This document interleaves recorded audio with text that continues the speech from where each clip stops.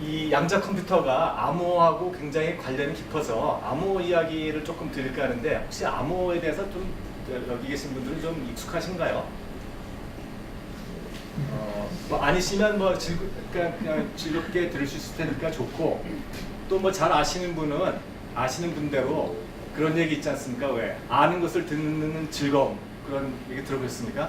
그러니까 세미나를 들으면 1시간 내내 모르는 얘기 들으니까 머리에 쥐가 나지 않습니까? 근데 중간에 아는 게 나오면 잠깐 머리가 쉴 수 있으니까 아마 좋다는 얘기인 것 같습니다. 암호 얘기를 하면 이제 맨 처음에 보통 이제 시저 시대 암호부터 얘기를 하는데 뭐 예를 들면 이런 식으로 쓰는 겁니다. 뭐 K, N, Q, X, G 이런 식으로 써 있으면 이게 뭔지 전혀 모르겠는데 사실은요. 이게 I love you를 그냥 두 글자씩 밀려 쓴 겁니다. I는 JK를 쓰고 L은 LN 이렇게 두 글자씩이요. 그러니까 이렇게 간단하게만 해도 전혀 알 수 없는 이제 암호가 되고 이런 경우에 이제 그 열쇠 암호 열쇠를 2라고 얘기를 합니다. 왜냐하면 2라는 숫자만 알면 금방 암호를 해독해낼 수 있으니까요. 이런 암호는 굉장히 단순한데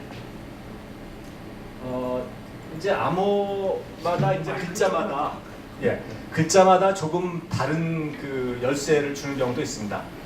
이건 뭐 그래픽하게 한 거지만 뭐 1차 대전 당시에 그 전설적인 여가선 마타하리는 이제 이 악보를 암호로 썼다고 하는데 여기서도 뭐 도의 4분음표는 A고 도의 8분음표는 B고 뭐 이런 식으로 이제 한 개의 글자 혹은 문자가 하나의 알파벳을 나타낸다는 사실에는 이제 변함이 없고요.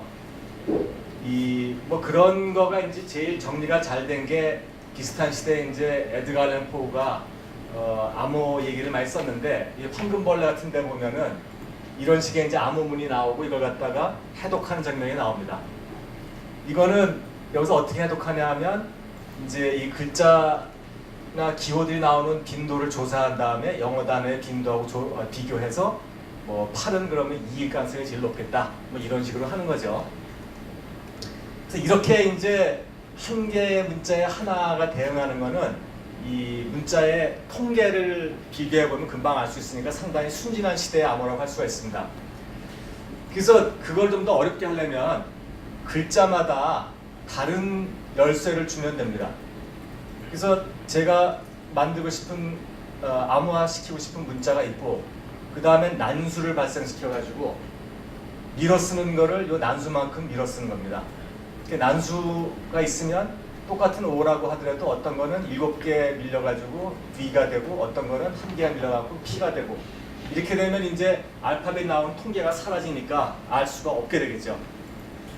근데 이렇게 하면 이제 좋은데 그런 보안성은 뛰어난데 하나 문제가 되는 것이 암호를 만들 때도 일이 복잡하고요.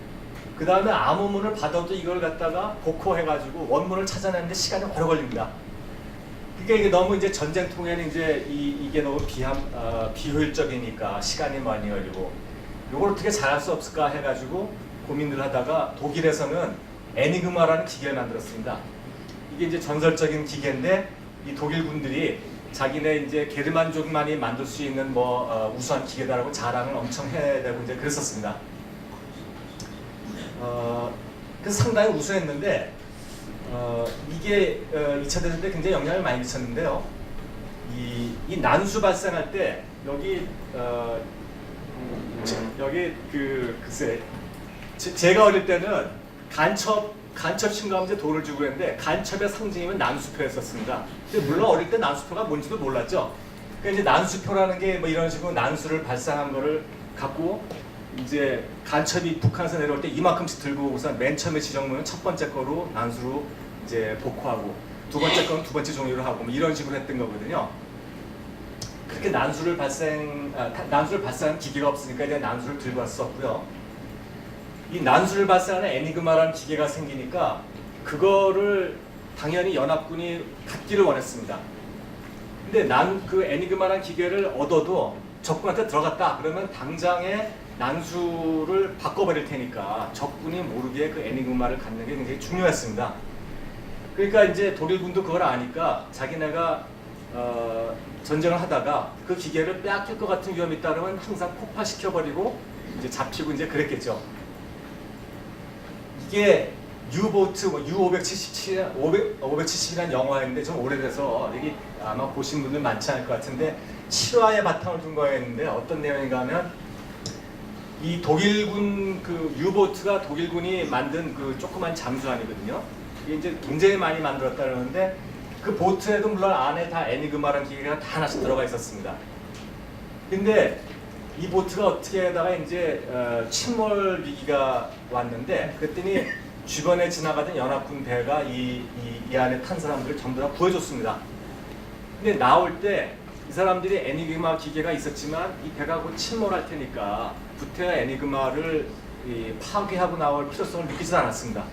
그래서 다 나와버렸는데 거의 침몰해가는 가운데 독일군들이 이제 안심하고 가고 나서 다른 배가 가까이 와가지고 거기서 사병 2명하고 장교 한 사람이 뛰어들었다 그래요. 가라앉는 배예요. 가라앉는 잠수함에. 그래갖고 애니그마를 이제 결국 들고 나오는데 성공하는데 사병 둘이 들고 나오고 그 장교는 결국 못 나오고 같이 죽었다 그러더라고요. 근데 그럴 만큼 이제 이게 가치가 있는 거였는데 이 블래칠리 파크는 들어보신 적이 있을 것 같네요. 이게 이 영화 이 튜링 테스트 만든 이제 앨런 튜링이 여기서 이제 컴퓨터 처음 만들었다 그래서 유명해진 이제 거긴데 여기선 사실은 전쟁통에 이제 사람들을 한 10,000명쯤 모아놓고 여기서 독일 암호를 해독하겠다고 합니다. 그러니까 애니그마가 있고 난수를 알면은 뭐 풀 수 있지만 보통 게 없으니까 그냥 랜덤하게 그냥 이렇게도 해보고 저렇게도 해보고 10,000명이 뭐 별의별 거 다 해보면서 푸는 거죠. 이런 데서 한번 이제 암호를 풀었을 때 암호문을 풀었을 때 독일군 암호를 해독해 보니까 뭐 코벤트리 이런 데를 폭격하라 뭐 이런 걸 한번 알았는데 처치 이게 군주물이 많이 있는 도시였던가 뭐 그렇습니다. 근데 그 처치에 그냥 폭격하라고 내버려 뒀답니다. 그래서 사람이 좀 뭐 많이 죽었는데 나중에 그 영국 시민들이 그걸 알고도 이해를 해줬다 그래요. 그러니까 그걸 놔둔 이유는 뭐 단순하죠. 우리가 니네 암호를 풀 수 있다. 이걸 갖다가 내색을 내지 않기 위해서 그렇게 한 거고 암호를 안다는 것이 그만큼 중요한 거라는 거죠. 그렇게 그런 희생을 치를 만한. 그래서 일본도 사실은 이제 폭격을 일본도 원자폭탄 2개를 맞아서 결국 항복을 했지만 그거는 이제 최종적으로 이미 그로기 상태에 간 사람을 그런 선수를 마지막 파이널 블로우를 친 거에 불과했고요. 일본도 암호가 다 해독돼가지고 이미 뭐 힘을 쓸 수 없는 상태까지 가 있었습니다. 그래서 암호가 전쟁에서 제일 중요한 거고요. 제일 중요한 건데 이 암호가 이렇게 뭐 이제 전쟁통에도 중요하고 뭐 전쟁이 아닐 때도 이제 보통 때 보안에도 중요하고 뭐 금융에도 많이 쓰이고 또 뭐 저희 개인적으로도 뭐 이런 금융에도 쓰이고 저희가 뭐 쇼핑할 때도 쓰고 뭐 어디 들어갈 때마다 뭐 주식 수석으로 들어갈 때도 뭐 필요하고 뭐 컴퓨터 앞에 앉아서 하루 종일 이런 거 많이 넣지 않습니까? 그리고 뭐 스마트폰에도 뭐 암호 수식도 넣어야 되고 술 마시고 집에 와도 또 이게 키 누르려고 또 이제 고생을 해야 되고요. 이 모든 암호가 그 양자 컴퓨터가 현재 다 깰 수가 있습니다. 이론상. 그러니까 뭐 개인 생활은 물론이고 전 세계 우리나라 뭐 국방서부터 모든 게 다 이제 위태로워질 수 있으니까 뭐 굉장히 큰 그 파괴력을 가지고 있다 이렇게 얘기를 할 수가 있겠습니다. 그래서 이제 양자 컴퓨터가 주목을 받게 된 것인데 양자 컴퓨터가 왜 이런 슈퍼 파워를 가지게 됐느냐? 그 원리는 제가 간단하게 설명드릴 수 있습니다. 왜냐하면 복잡하게 설명해도 어차피 못 알아들으실 거거든요. 근데 이게 제가 그렇게 얘기하면 이제 속으로 그러실 거예요. 그러니까 우리 같은 것들은 얘기해도 모른다 이거지. 그래 니네 물리학자들 잘났다 이랬을 텐데 사실은 그런 건 아니고요. 저희 물리학자들도 이해 못합니다. 그러면 이제 오히려 그렇게 묻고 싶으겠죠. 뭐 저 강사는 지도 모르는 얘기를 어떻게 한다는 거야. 근데 저는 제가 모른다고는 하지 않았습니다. 저는 아는데 이해는 못합니다. 이거는 이 파인만이라고 이제 이분은 이제 저희가 최근에 살다가 이제 물리학자 중에서는 가장 천재라고 믿는 분인데, 이분이 그러셨어요. 아무도 양자역학을 제대로 이해하고 있지 못하다고 자식이 이해할 수 있다.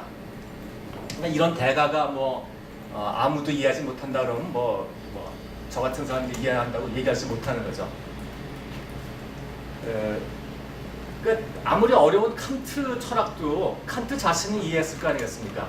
근데 양자 분리는 물리학자 그 밖에 어떤 사람도 이해하지 못합니다. 그래서 저희는 알고는 있습니다. 그래서 그러면 아는데 이해하지 못한다는 게 무슨 뜻이냐? 그 얘기를 잠깐 해드리고 싶은데, 왜냐하면 지금 여기서 이해 안 되는 게 끝까지 갈 거거든요. 그래서 끝까지 이해 안 되는 느낌을 가지시는 게 정상입니다. 이게 이제 이렇게 이제 공원에서 이제 피크닉들을 하고 있는데요. 이 여인의 치마폭에 사는 벌러지가 하나 있다가 한번 상상을 해보십시오. 그럼 이제 이 벌러지는 아주 이제 자기 앞에 바로 앞에만 볼 수 있기 때문에 이 벌러지가 볼 수 있는 것은 보라색 평면밖에 없습니다. 그리고 어쩌면 이제 이걸 좀 더 확대하면은 이 원자 세계로 가면은 이 보라색은 빨강 원자와 파랑 원자가 이제 교대로 있어서 보라색으로 만들어진 거일 수도 있습니다. 근데 이 벌러지는 이렇게 자세하게 보지도 못하고 이렇게 크게 보지도 못하고 이런 것만 보기 때문에 이 벌레는 단색만 본다는 것은 색에 대한 개념이 없다는 걸 뜻합니다. 다른 색 본 적이 없으니까요. 그리고 3차원을 본 적이 없기 때문에 차원에 대한 개념도 없습니다. 2차원만 볼 수 있고 색이란 개념도 없고요. 이런데 이 벌레가 3차원을 알고 색을 알 수도 있습니다. 그렇게 된다면 그건 기적인데, 양자물리는 저는 인간 지성의 가장 위대한 승리라고 생각하고 있습니다. 왜냐하면 신이 허락하지 않은 근단 영역의 물리 법칙을 알아낸 거라고 생각하거든요. 이게 이런 것 비슷합니다. 이 생명이 혹은 그 색깔을 모르는 벌러지가 컬러로 그림을 그리는 것과 비슷합니다. 이 생명이요, 자기는 색을 보지 못하지만 빨강이라고 쓰여진 물감으로 색을 칠하면 색을 볼 줄 아는 사람들이 어떤 느낌을 가지고, 파랑이라고 쓰여진 물감으로 색을 칠하면 색을 볼 줄 아는 사람들이 어떤 느낌을 가지는지 알고 있습니다. 그래서 그림을 그릴 때, 꽃을 그릴 때는 빨강, 노랑 이런 물감으로 써서 그림을 그리고요. 나무를 그릴 때는 초록이라고 쓰여진 것 같고 물감을 그리고, 바다를 그릴 때는 파랑이라고 쓰여진 것 같고 그림을 그리는 겁니다. 그러니까 색이 어떻게 작동하는지 원리를 완벽하게 알고 있는데, 다만 이 생명은 이해는 못합니다. 안 보이니까요. 색이 주는 느낌을 절대 알 수가 없습니다. 그건 마치 저희가 사과를 먹어봤는데 사과를 안 먹어본 사람한테 사과 맛을 어떻게 설명하겠습니까? 이걸 제가 시다라고 하면 이 사람이 분명히 식초를 상상하는 것 같아요. 그러니까 그렇게 시지 않아. 사실은 좀 달어. 좀 달다고 해서 또 설탕을 상상하는 것 같으니까 사실 그렇게까지 달지도 않아. 이렇게 아무리 말로 전하면 이 사람은 사과 맛이라는 건 조금 시기도 하고 달기도 하구나 하고 알지만 절대로 그 맛을 결국은 알지 못하지 않습니까? 그러니까 이해 못합니다. 그런 것과 비슷한 거죠. 그래서 물리학자들이 하는 것은 이 담장 바깥에서 담장 안을 보지 못하고 담장 안에서 들려오는 소문만 듣고선 그 안의 모습이 어떻게 되어 있는지를 알아낸 것 같습니다. 근데 죽을 때까지 이해할 수가 없습니다. 제 비유가 적절한지는 이제 잘 모르겠는데, 도대체 양자 물리가 그러면 어떤 건데 그렇게 서두가 기냐? 이제 이해할 수 있는 점인지 한번 들어보자. 하시고 싶으실 테니까 이제 얘기를 해보겠습니다. 양자 물리의 내용은, 핵심 내용은 이겁니다. 삼라만상이 물체이며 동시에 파동이다. 혹은 입자며 동시에 파동이다. 이렇게 얘기를 합니다. 이 물체라는 것은 혹은 입자라는 건 당구공 같은 이런 형체 같은 덩어리를 얘기하는 거고요. 파동이라는 것은 우리가 알고 있듯이 소리, 빛, 파도 이런 것들을 얘기하는 겁니다. 이게 과연 이상하죠? 그러니까 뭐 색즉시건 공즉시색이다 이런 식으로 얘기를 해서 있는 것과 없는 것은 같은 것이다라든가 혹은 뭐 천재와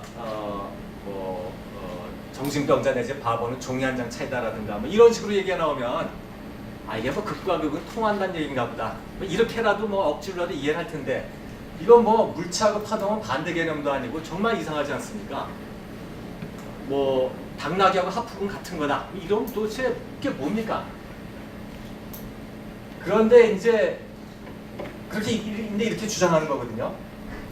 그러니까 이걸 말하자면 이런 겁니다. 그러니까 저희가 햇빛 속에 있으면 등이 따뜻한데 그러면 이제 해로부터 전자기파가 이렇게 파동이 와서 저의 등에다가 에너지를 전달해서 따뜻해지는 거다. 그렇게 하는 건데 그렇게 설명하는 건데 그렇게 설명해도 되지만 해로부터 이렇게 우리가 광자라고 이름 붙인 에너지 덩어리가 날라와서 등을 탕탕탕탕 치기 때문에 따뜻해진다. 이렇게도 얘기할 수 있습니다. 그래서 모든 파동과 입자는 같은 현상이다 라고 얘기를 하는 거거든요. 이게 결국 여기서부터 이제 나중에 양자 컴퓨터의 이상한 형질이 다 나오게 돼 있어서 이 얘기를 좀 더 드릴까 합니다. 파동이라는 건 이제 그 고등학교 졸업하시고 나서는 뭐 한 번도 본 적이 없으시겠지만 뭐 그때 책에 이런 거 있지 않습니까? 뭐 물방울 똑 떨어뜨리면 이게 파동이 이렇게 먼저 나가는 거 이런 게 파동이 맞습니다.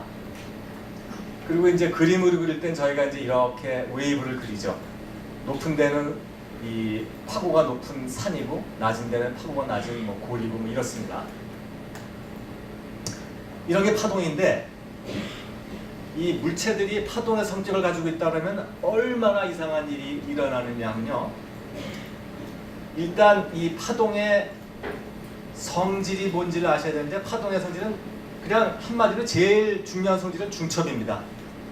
중첩은 또 뭔가 하면 그 저희가 피아노를 칠 때 도, 미, 소를 한꺼번에 치면 아름다운 화음이 들지 않습니까? 그런 경우가 소리 파동이 중첩된 경우입니다. 그러니까 파동이 한꺼번에 섞여 있을 때 그걸 그냥 중첩이라고 부르는 거고요. 파동의 성질이 뭐 이렇게 반사라든가 굴절이라든가 뭐 회절, 간섭 이런 여러 가지 현상들이 있는데 이런 현상들이 전부 다 중첩 때문에 일어나는 일입니다. 그래서 파동의 가장 중요한 성질은 중첩이라고 얘기할 수 있습니다. 그러니까 중첩이 되면 어떤 일이 일어나냐면요. 여기 이제 저희가 이렇게 진동하는 걸로 물을 이렇게 탁탁탁 치면 파도가 이렇게 점점 이렇게 원통심원으로 퍼져나가고 그걸 두 개를 하면은 이렇게 이제 소위 간섭무늬라고 하는 무늬가 생깁니다. 여기서부터 퍼져나가는 파가 있고 여기서부터 퍼져나가는 파가 있으니까 이 산과 산이 만나면 거기는 이제 물이 더 높이 올라가고요. 골과 골이 만나는 데서는 물이 더 밑으로 내려가고 산과 골이 만나거나 골과 산이 만나는 데에서는 이 하나는 올라가려고 그러고 하나는 내려가려고 그러니까 여기는 수면이 전혀 변함없이 가만히 있습니다. 그래서 이쪽에서 이제 이렇게 보면 어떤 데는 굉장히 높고 어떤 데는 굉장히 낮고 어떤 데는 가만히 있고 이런 무늬가 생기는 거죠. 이런 거를 좀 옆으로 이런 1차원적인 실험을 하게 되면요. 이렇게 나옵니다. 이제 빛이 조그만 이런 슬릿을 통과하면 이렇게 요 슬릿으로부터 여기 광원으로 해서 이렇게 빛이 퍼져나가는 것 같이 이런 현상이 일어납니다. 이걸 갖다 이제 두 번째로 두 개의 슬릿이 있는 데를 통과시키면 각각의 슬릿이 또 하나의 광원 같이 이렇게 여기서부터 퍼져나가서 이 두 개의 광원이 서로 간섭을 일으켜서 아까 물에서 생겨난 것처럼 여기다 스크린을 놓으면 어떤 데는 밝고 어떤 데는 어둡고 어떤 데는 밝고 어떤 데는 어둡고 이렇게 나타납니다. 그러니까 밝은 데는 산과 산이 만나고 골과 골이 만나고 어두운 데는 산과 골이 만나서 서로 상쇄된 지역입니다. 그래서 이렇게 저희가 밝은 데를 보강 간섭이 일어났다고 하고 어두운 데를 상쇄 간섭이 일어났다고 얘기를 합니다. 이 아마 고등학교 때 이런 그림 아마 보신 기억이 있으실 거예요. 이게 뭐 영의 이중슬릿 실험 뭐 이런 건데 이거를 전자로 해도 똑같은 일이 일어납니다.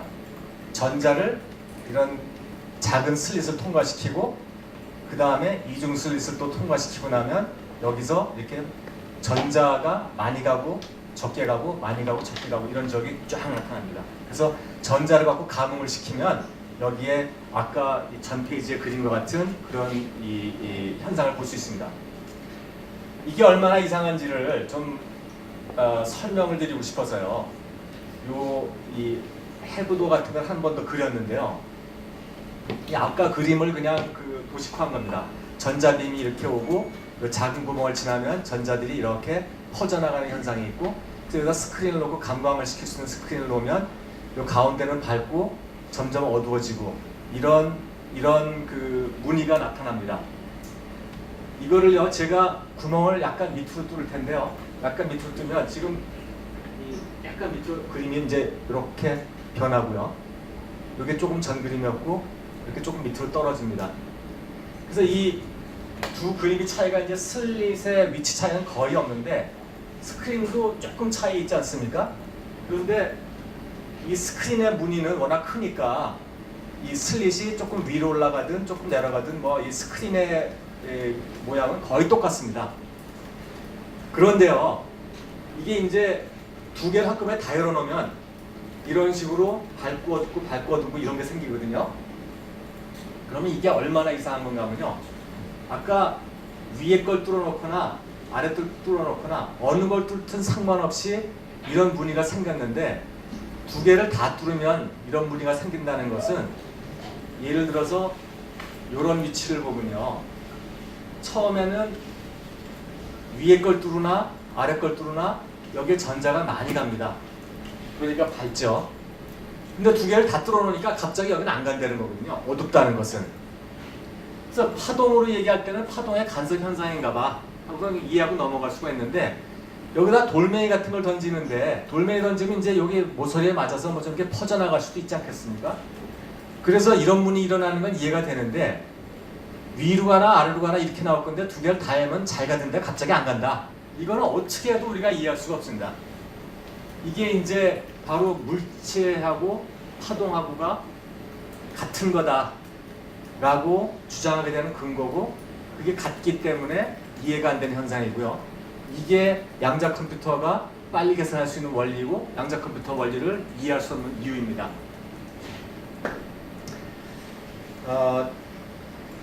이게 그러니까 그러면 이제 어떤 이게 이제 중첩이 또 어떻게 일어나냐면은, 이게 이제 그 옛날에 광운대학교가 처음에 이런 그 학교 마크를 썼었습니다. 그래서 이제 학교 첨단 마크로 원자 모형을 이렇게 썼었는데 이건 좀 틀린 거고 뭐 이런 게 조금 더 가깝습니다. 그렇지만 어쨌든 원자가 있으면 전자가 이렇게 빙글빙글 도는 궤도가 여러 가지가 있는데요. 이 궤도가 제일 안으로 도는 궤도나 조금 바깥으로 도는 궤도, 이런 상태들이 있는데, 이런 상태들이 두 개가 여기서만 돌거나 여기서만 도는 게 아니라 여기서 돌고 여기서 도는 상태가 중첩이 됐을 수 있습니다. 이것도 역시 무슨 말인지 모르긴 마찬가지죠. 네, 그래서 뭐 모르지만 뭐 그렇다 그러니까 뭐 그런가 보다 하고서 이제 강의실에서 강의 듣고 나가실 때 잊어버릴 수가 있는데, 이게 실상원에서 일어나면 어떻게 되겠습니까? 그럼 여기 있는 탁자가요, 탁자 여기 있는 상태하고 여기도 있고 저기 있는 상태가 중첩이 돼서 있을 수 있습니다. 그런 거 정말 이상한 거죠. 근데 그러면 그런 상태 어디서 한 번도 본 적이 없는데, 본 적 없죠? 그럼 이제 양자 물리하는 사람들한테 야 그런 거 절대 같이 안 되는데 그걸 말이라고 하냐? 그럼 양자 물리하는 사람들이 뭐라 그랬냐면, 우리가 안 보고 있을 때는 중첩이 돼 있는데 우리가 딱 보는 순간에 중첩이 없어지고 한 군데 딱 나타난다는 겁니다. 그러니까 이거는 정말 궤변이죠. 그러니까 우리가 안 보는 거에, 안 보이는 거에 대해서는 사실 물리는 얘기하지 않습니다. 우리는 뭐 신념가든지 이런 거 얘기하지 않거든요. 그런데 딱 하나 예외가 바로 양자 물리의 이런 주장입니다. 안 볼 때는 중첩도 있다. 근데 이게 뭐 그렇게 치고, 이게 그러면 얼마나 또 이상한 거냐? 만약에 이 원자 세계는 그렇다 치는데, 이게 보존 세계에서는요, 우리가 측정하지 않을 때는 중첩도 있다, 측정할 때 중첩이 딱 풀리고 한 군데 나타난다고 하면 이건 이런 얘기가 똑같습니다. 우리가 아까 화음 예를 들었었는데, 화음이 도미솔이 중첩되어 있는데 이거를 측정한다는 것은 저희가 듣는 행위를 하는 겁니다. 들을 때 도나 미나 솔만 들린다는 얘기거든요. 중첩이 풀려버리고 하나만 들린다 그랬으니까요. 근데 어느 게 들릴지는 확률적으로 결정되는 거고요. 그래서 중첩이 우리가 관측할 때 없어진다는 것은 절대 화음을 들을 수 없다는 얘기에 해당합니다. 근데 이런 고전 세계에서는 양자 물리의 원칙이 적용되지 않으니까 물론 저희가 화음을 잘 듣는데 저희 세상의 양자 물리 원리가 적용된다면 그렇다는 뜻입니다. 그래서 정말 이상한 거죠. 그러니까 이 고전적으로는 이렇게 있어야 될 것이 양자적으로는 이렇게 중첩이 돼 있다가요. 저희가 이렇게 무궁화 꽃이 피었습니다 하고 이럴 때는 이러고 있다가 제가 딱 돌아보는 순간에 어떤 확률로 이쪽에 탁 나타낸다는 거죠. 저쪽에 나타날 수도 있고 그럼 확률적으로 결정된다는 겁니다. 그 얘기가 정말 이제 결정적으로 이상한 거는 바로 이 얘기입니다. 이게 소위 슐레징거의 고향이라는 얘기인데 이 슐레징거라는 사람은 양자물리를 아예 만든 사람 초창기의 대부 중에 한 분입니다. 근데 그분 스스로가 이 얘기가 우리 현실 세계에 적용되면 얼마나 이상한지 그걸 갖다 이제 예를 아주 적나라하게 들어오셨는데요. 이건 지금 이 상자 안에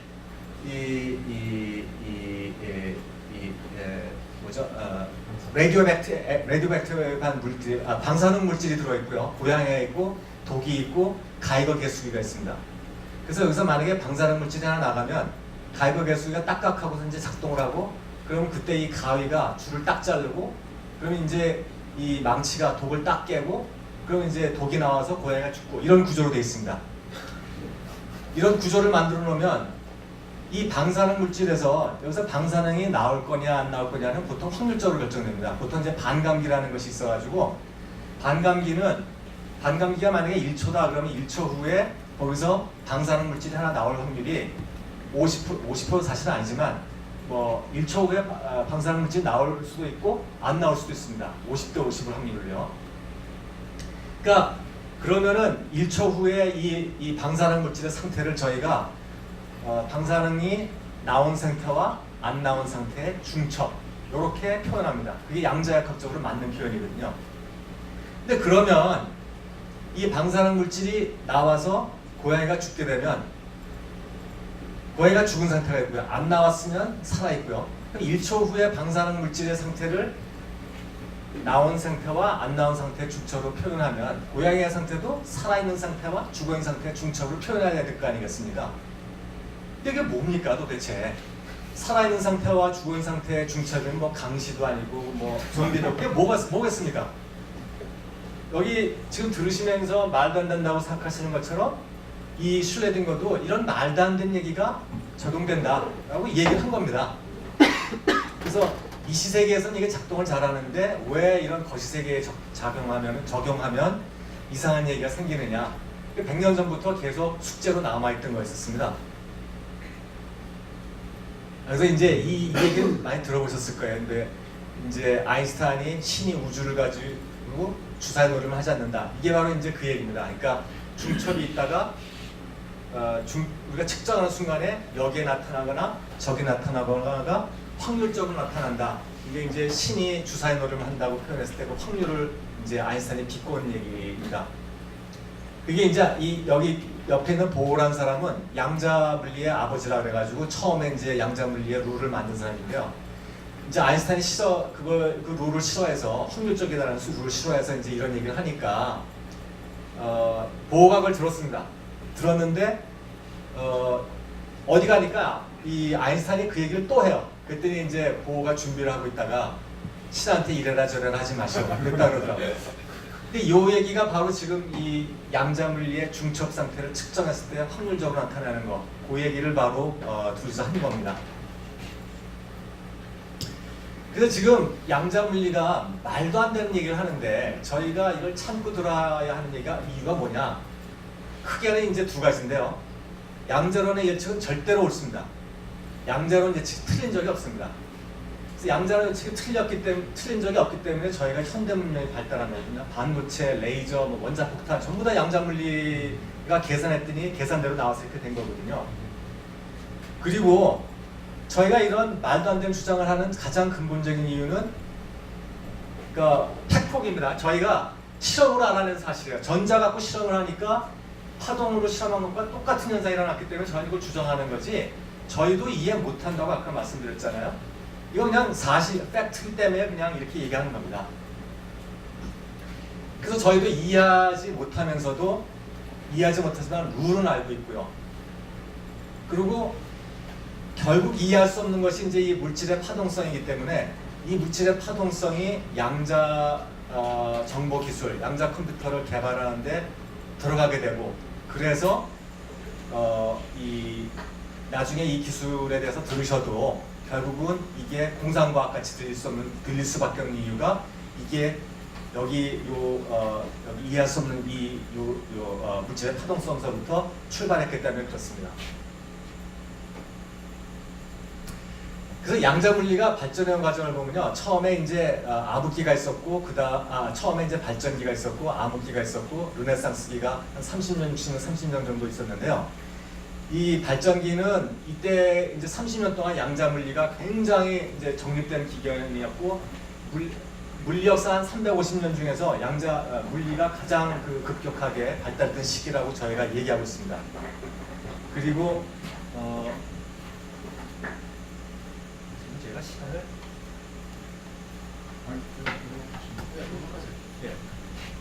마이크 좀 갖다 주시죠. 예예. 그랬고 그 이후에 이제 암흑기가 왔는데 암흑기가 이때에 정말 그 양자 물리가 발전 안 했냐 그건 전혀 아니고요. 아까 말씀드린 것처럼 양자 물리가 반도체 발명하고 레이저도 발명하고요. 양자 물리가 있었기 때문에 화학은 비로소 연금술에서 벗어나서 현대 화학이 됐고 DNA도 만들어졌고 이 현대 물리는 전부 다 이거 덕분에 이제 나온 겁니다. 그래서 여기서 말하는 다크에이지라는 것은 양자 물리가 연구가 안 됐던 게 아니라 계산이 엄청나게 됐지만 지금 여태까지 말씀드렸던 양자 물리에서 정말 이상한 거 그런 것들은 하나도 연구를 할 수가 없었습니다. 왜냐하면 이 양자 물리의 아버지라고 하는 이 보호가 양자학은 완벽하니까 닥치고 계산이나 해 그랬거든요. 그래서 이 시기에는 이거를 양자 물리의 파동성이 어쩌고 중천이 어떻고 이런 얘기를 할 수 있는 사람이 없었습니다. 이 당시에 유명한 이제 저항한 사람들이 한 두세 번 있었는데 첫 번째는 EPR 패러독스 이런 게 있었는데 여기서의 E는 아인슈타인입니다. 이게 사람 이름 세 사람 이름의 악자거든요. 그래서 이 논문은 피지컬 리뷰라고 유명한 데 실렸습니다. 물리학에서 이제 제일 좋은 저널이라고 얘기하는 게 피지컬 리뷰거든요. 여기에 실렸는데 그 다음에 이제 벨의 부등식이라는 게 나오고 그랬는데 이 논문도 아주 기념비적인 역사적인 거거든요. 이게 저거는 이런 데서 다 퇴짜 받고 어느 학술지에 간신히 실렸는데 그 학술지는 4회 출간하고 폐간돼 버렸습니다. 하도 인기가 없어서. 그런 거에 간신히 실렸던 건데 그 다음에 이 벨의 부등식이라는 게 이제 이 양자 물리의 아주 이상한 속성을 탁 집어내는 그런 수식이었거든요. 그랬더니 이제 이거를 아스페라는 사람이 벨이란 부등식을 갖다 실험적으로 증명했는데 이 사람이 이제 처음에 이 벨이라는 사람 찾아가서 내가 당신 이론을 실험으로 증명해 보겠다. 그랬더니 벨이 당신 영년직 있느냐 이렇게 물어봤다고 합니다. 영년직 혹시 아세요? 저희 교수들은요 처음에 들어가면은 3년씩 계약합니다. 3년 계약하고 또 3년 지나고 또 평가해서 또 3년 계약하고. 그래서 이제 앞으로는 은퇴할 때까지 계속 이제 계약하겠다. 그게 영년직이에요. 그러니까 영년직이 있지 않은 사람은 그동안 3년 동안에 성과가 없으면 학교 나가는 겁니다. 그러니까 이제 영년직 심사할 때 이딴 논문은 전혀 도움이 안 되는 거죠. 그러니까 너 영년직이 있어서 쫓겨나지 않을 위치에 왔으면 하고 아니면 하지 말아라 이런 뜻입니다. 그래서 이렇게 해서 이제 했는데 이 르네상스 시대는 제가 이제 여기에 이제 양자 정보 기술, 양자 컴퓨터가 나온 시기를 의미하는 겁니다, 얘가. 근데 이게 전부 다 이런 걸 기반으로 나왔거든요. 그러니까 물리 역사상에 이제 이런 대가한테 저항한 용감한 사람이 몇 사람 있었기 때문에 아마 이제 이런 양자 컴퓨터 나오고 이제 그랬던 건데요. 그래서 역설적이게도 이런 양자 물리의 암흑기는 보호 때문에 시작되고 오히려 이제 거기에 저항했던 아인슈타인 덕분에 양자 물리의 이제 르네상스가 온 것 같은 그런 결과가 초래됐습니다. 그래서 양자 정보 기술이요. 대표적인 것이 이제 여러 개 있지만 대표적인 게 여러분들이 아시는 양자 컴퓨터요. 이거는 뭐 예를 들면 1믹스. 요즘 뭐 이렇게 천천히 돌아가는 컴퓨터는 없지만 양자 컴퓨터는 대충 이 정도 속도로 돌아갑니다. 지금도. 이런 거로 이제 10에 16개 자료 중에서 하나 찾는다 그러면은 뭐 고전 컴퓨터는 한 300년 걸릴 게 양자 컴퓨터는 1분 정도면 찾을 수 있습니다. 그러니까 만약에 제 패스워드를 은행 패스워드를 뭐 누가 랜덤하게 찾는데 300년 걸린다 그러면 안심하고 쓰겠지만 1분이라 그러면 이제 안심할 수가 없겠죠. 그리고 이제 이것만큼이나 아주 공상과학 같은 그 기술이 양자 암호 전달 이런 게 있는데 이건 도청이 근본적으로 불가능한 통신이고요. 그리고 양자 순간 이동 이런 것들이 있습니다. 이것들이 다 이제 서로 중첩이라는 기본적인 그 성질에 다 똑같은 근간을 두고 있는 거고, 요거에 대해서 좀 더 자세하게 설명드릴 거니까 요걸 간단히 설명드리고 지나가겠습니다. 이것들도 재밌는 공상과학이거든요. 이 양자 원격 이동은 원격 이동은 말 그대로 이제 멀리 간다는 거죠. 근데 이제 보통 저희가 순간 이동이라고 많이 번역을 하는데, 왜냐하면 뭐 서울역에서 없어진 사람이 4시간 후에 부산역에 나타났다면 뭐 신기할 게 뭐가 있겠습니까? 그러니까 원격 이동이 신기하려면 즉시 이루어져야 되는 거 아니겠습니까? 그래서 이제 순간 이동이라고 번역을 많이 하는데, 이제 이렇게 한 자리에서 이제 순간적으로 탁 하고 이제 다른 자리에 나타나는 건데요. 이 도사들은 이렇게 갈 수 있지만 저희 같이 이제 이런 능력이 없는 사람들은 이제 스타트랙에 나오는 것처럼 이런 뭐 빔 다운하고 빔 업하고 이런 기계가 있으면 저 안에 들어가 있으면 이제 보내줄 거 아니겠습니까? 행성에도 보내지, 행성에서 이제 우주선으로 다시 데리고도 오고요. 근데 그럼 이 기계가 적어도 자기가 뭘 보내야 되는지는 알아야 될 거 아니겠습니까? 사람을 보내는지 공을 보내는지, 사람을 보낸다고 고양이 보내고 그러면 안 되지 않습니까? 근데 여기에 상당히 어렵습니다. 이제 저희 몸속은 이제 뭐 원자로 이루어졌고, 원자는 뭐 핵과 전자로 이루어졌고 그런데, 예를 들면 전자는 전자 상태를 하나 보면요, 전자는 이제 이렇게 뱅글뱅글 돌고 있습니다. 그래서 이제 스핀, 저희가 이제 스핀이라고 부르는데, 뭐 당구 칠 때 저희 스핀 이런 거 쓰지 않습니까?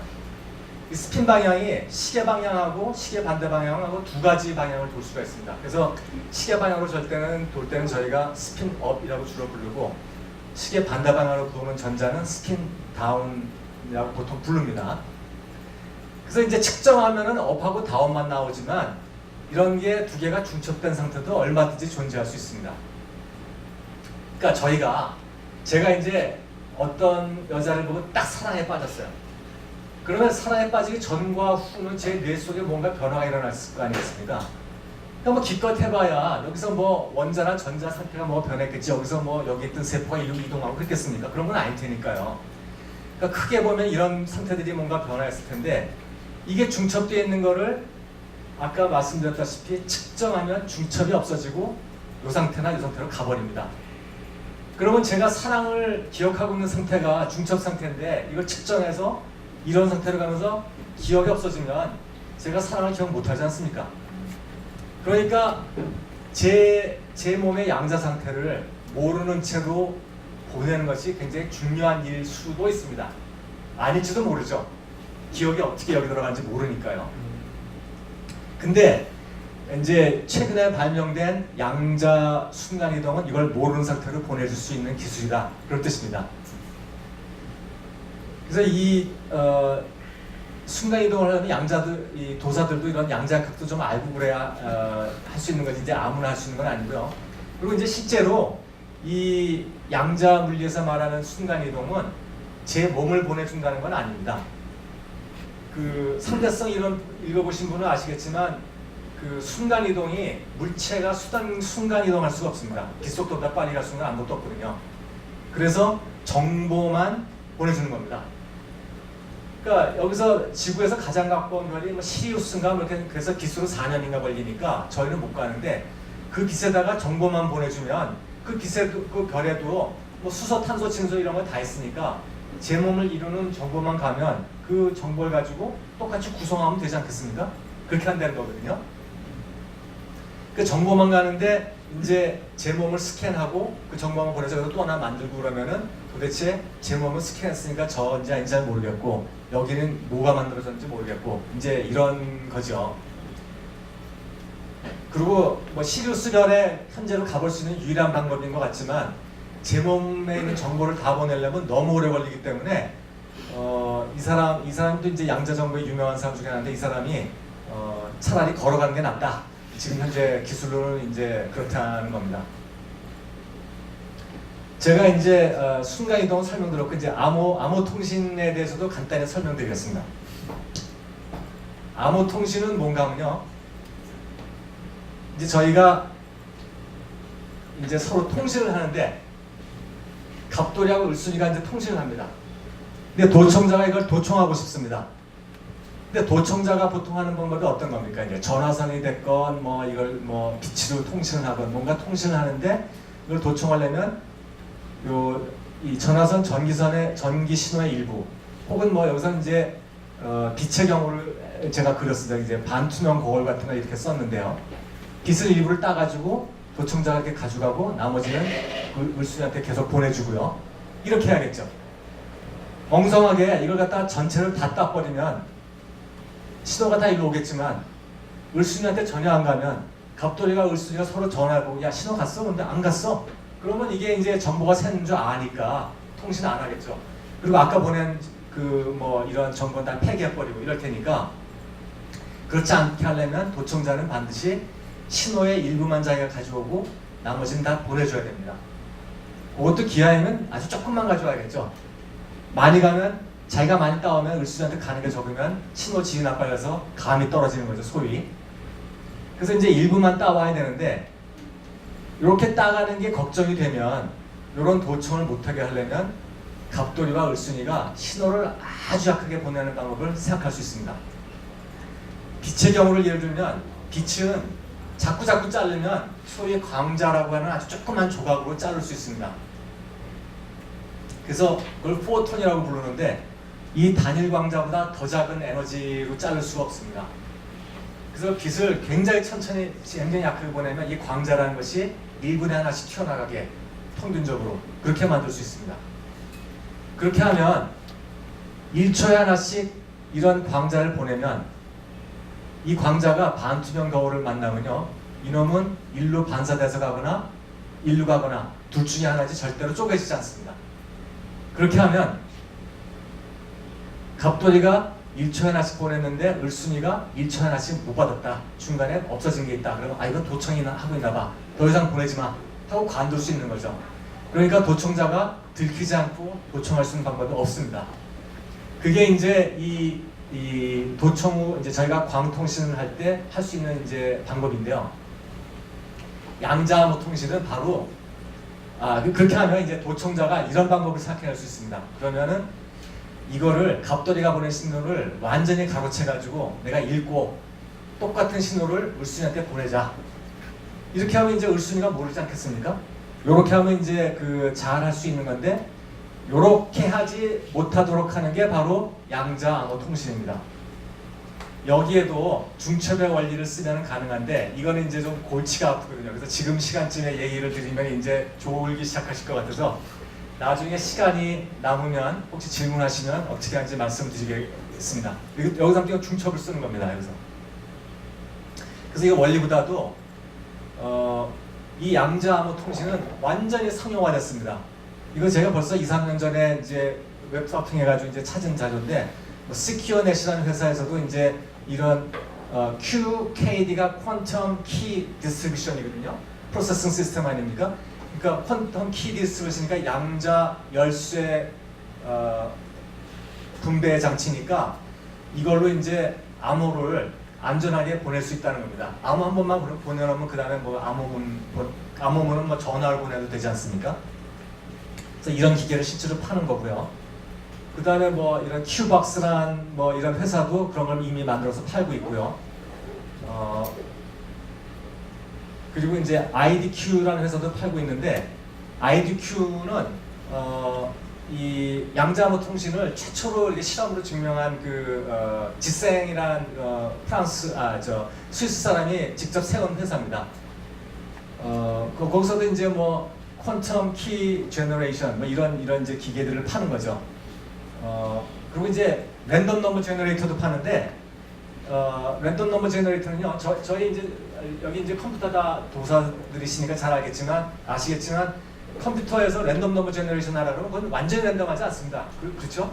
뭐 예를 들면 파이에 뭐 몇 자리부터 몇 자리까지 쓴다든지 이런 식인데 아까 이 중첩이 됐을 때 저희가 측정하면 여기에 나타날지는 완전히 확률적으로 나타난다고 말씀드렸잖아요.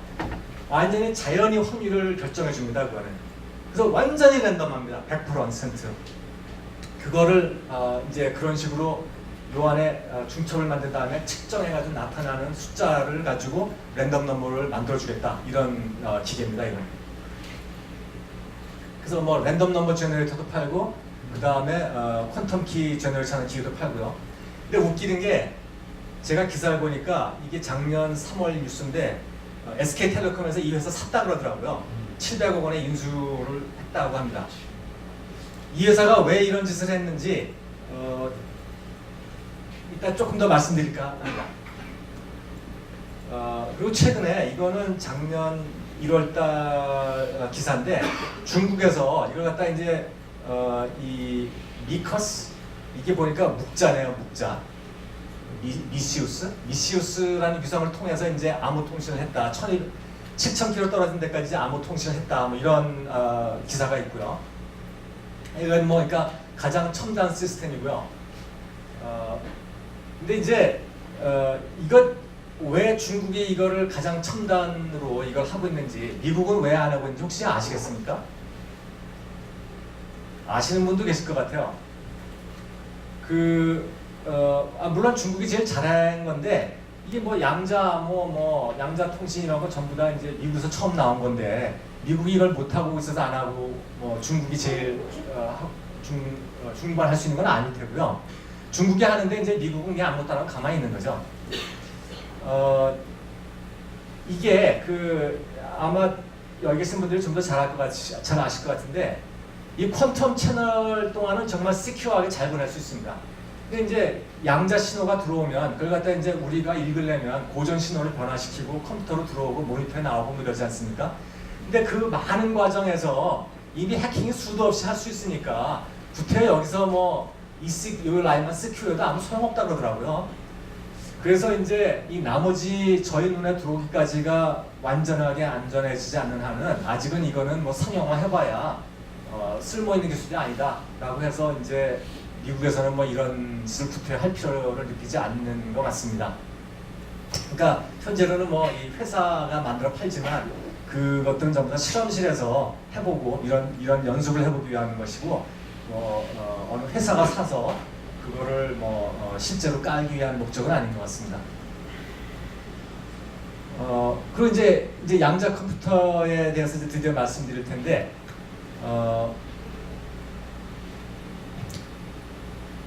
이 양자 컴퓨터에 대해서 이제 이런 거 익숙하시죠? 고전 컴퓨터하고 비교를 해서 말씀드려야 좀 더 잘 이해가 되실 것 같은데요.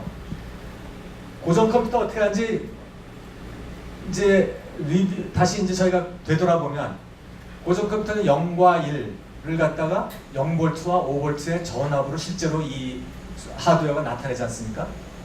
그리고 이제 이런 상태들이 0V냐 5V냐 이 상태를 반도체 게이트들이 실제로 공간적으로 이렇게 구성돼 가지고 신호를 최종적으로 0V로 만들지 5V로 만들지 결정하고 그거를 우리가 원하는 로직 따라서 그걸 만들어냅니다. 양자 컴퓨터에서도 이진법 쓰기는 마찬가지입니다.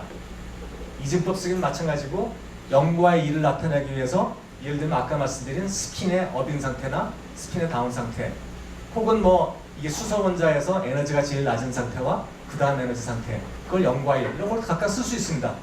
그 두 가지 상태가 필요한 건 맞고요. 그래서 이거랑 비슷한데 연산은 어떻게 하느냐 이건 공간적으로 배열되는 것이 아니고요. 이 비트들이 있으면 이건 그냥 처음부터 끝까지 그대로 있고 이 비트에다가 물리적으로 저희가 연산을 해줍니다. 예를 들면 여기다 낮 연산하려면 업 스핀을 다운 스핀을 바꿔줘야 되는데 여기다 전자기파 넣어주면 이렇게 딱 뒤바뀝니다. 그러면 업은 알아서 다운으로 바뀌고 다운은 알아서 업으로 바뀌는 거니까 낮 연산이 되는 거죠. 그렇고 제일 중요한 것은 물론 이 큐빗들이 중첩이 된다는 겁니다. 중첩이요. 그럼 이제 중첩이 되면 어떤 일이 일어나냐면요. 소위 병렬 처리가 가능해집니다. 이제 스핀을 가지고 업인 상태를 1, 다운인 상태를 제가 0으로 쓰는데 제가 이제 스핀이 10개가 있습니다. 그러면 각각의 스핀을 전부 업과 다운인 상태로 중첩을 시켜놨습니다. 그리고 이제 각각을 제가 측정을 하면 어떤 건 업이 나오고 어떤 건 다운이 나오고 어떤 건 업 나오고 어떤 건 다운 나오고 뭐 이렇게 될 겁니다. 그래서 이런 걸 갖다 수도 없이 많이 측정을 해보면 전부 다 0인 경우도 있을 테고 전부 다 1인 경우도 있을 테고 100, 1001 뭐 이런 숫자도 있을 테고 그러니까 0서부터 1000까지의 숫자가 다 나올 겁니다. 아마 그게 다 나올 수 있다는 것은 이렇게 중첩된 상태에는 0서부터 1024까지 숫자가 몽땅 중첩되어 있다는 뜻이거든요. 이렇게 중첩되어 있는 상태를 그러니까 n 큐빗이 있으면 큐빗은 퀀텀 비트란 뜻입니다. 그래서 n개의 비트가 있으면 2의 n승계의 숫자를 중첩시킬 수 있습니다. 2의 n승계 상태를 나타낼 수 있습니다. 그러면 저희가 고전 컴퓨터를 쓸 때 어떻게 합니까? 제가 말하는 고전 전산, 고전 컴퓨터, 고전 알고리즘은 지금 여러분들이 쓰시고 계시는 걸 말씀하는 건데 뭐 비하해서 쓰는 건 아니고요. 저희는 양자 컴퓨터, 양자 전산, 양자 알고리즘이라고 말하기 때문에 그냥 비교해서 얘기하는 겁니다. 여기서 이제 저희가 만약에 이제 어떤 함수의 근을 찾고 싶다. 그러면 이제 알고리즘을 짜지 않습니까? 그 알고리즘 안에다가 함수를 쭉 써놓고 그리고 그래서 근을 찾고 싶을 때는 처음에 인풋을 1을 집어넣어보고 이 함수에다 집어넣어서 0이 되나 보고 0이면 좋은데 아니면 그 다음에 또 2를 집어넣고 또 0이 되나 확인해보고 아니면 또 3을 집어넣어보고 0이 되면은 아 이게 답이다 이렇게 하는 게 이제 저희가 고전 전산하는 방식 아닙니까? 근데 양자 컴퓨터로 양자 전산을 할 때는요 이 함수의 근이 0서부터 1024까지 있다 라고 만약에 알면 뭐 없으면 뭐 이거 아니면 뭐 넣으면 답이 안 나오니까 뭐 어차피 아는 거지만 그러면 0서부터 1024까지 숫자를 몽땅 중첩시킨 다음에요 양자 컴퓨터에 딱 집어넣으면 이 양자 알고리즘이 동시에 1024개를 병렬 처리를 해가지고 숫자 3을 딱 끄집어냅니다. 이게 과연 쉽겠느냐? 물론 쉽지 않습니다. 이 알고리즘은 고전 컴퓨터 알고리즘보다 훨씬 복잡합니다. 그렇지만 이거 가능하거든요. 이게 됩니다. 기본적으로 인풋을 몽땅 몽땅 중첩시켜서 넣을 수 있고 양자 알고리즘은 주어진 이 숫자들 중첩을 각각을 따로따로 프로세싱을 할 수가 있는 능력이 있기 때문에 그렇습니다. 이거를 어떻게 실제로 더 구체적으로 계산하느냐 그거는 그냥 양자 물리에서 주어진 수식 알고리즘 수식 그냥 포멀리즘대로 따라가는 겁니다.